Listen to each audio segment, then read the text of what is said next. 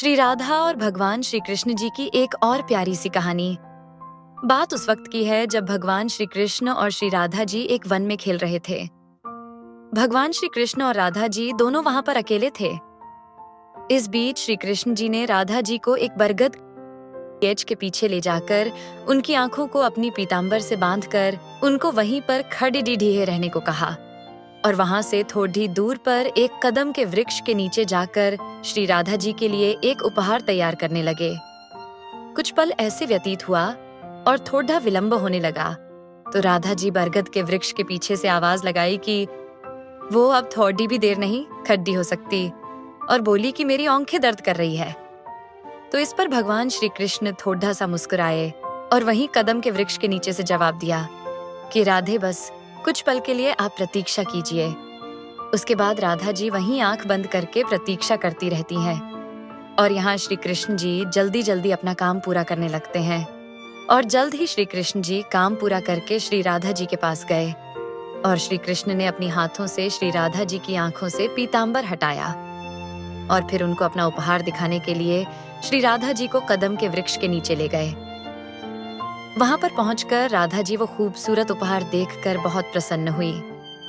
श्री राधा जी ने जब देखा एक विशाल फूलों से सजा हुआ झूला देखा तो वो एक छोटी बच्ची की भांति हंसते हुए उस झूले से जा लिपटी। भगवान श्री कृष्ण ने बड़ी लगन से ये उपहार श्री राधे के लिए तैयार किया था। फिर राधा जी उस झूले पर बैठकर श्री कृष्ण जी से बोलती है, कान्हा पीछे से थोड़ा झूले को धक्का लगा दो। फिर श्री कृष्ण प्रसन्न मन से झूले को पीछे से धक्का लगाने लगते हैं और श्री कृष्ण जी ने इस प्रकार झूले को यमुना जी के तट पर बनाया था कि जितनी बार श्री कृष्ण जी झूले को धक्का लगाते हैं और राधा जी जब आगे की ओर जाती या पीछे की ओर आती तो राधा जी कोमल चरण यमुना जी निर्मल लहरों को छूटे हुए निकल जाती। ऐसे ही कुछ वक्त चलता रहा। फिर अचानक से श्री राधा जी की नजर उस झूले में लगी एक श्वेत फूल पर जा पड़ी और उस पुष्प को देखते ही श्री राधा जी बहुत अधिक प्रसन्न होकर श्री कृष्ण जी से कहती हैं कि हे कान्हा, ये पुष्प तो हमारे व्रज में तो नहीं है, तो आप इस पुष्प को कहां से लेकर आए?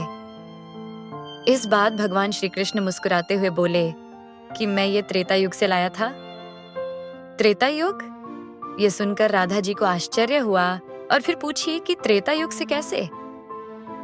फिर श्री कृष्ण जी ने झूला रोककर और राधा जी के बगल में जाकर बैठ गए और फिर श्री कृष्ण प्रेम के आंसू अपने आंखों में लिए राधा जी को बताते हैं कि हाँ राधे, त्रेता युग से लाया हूँ।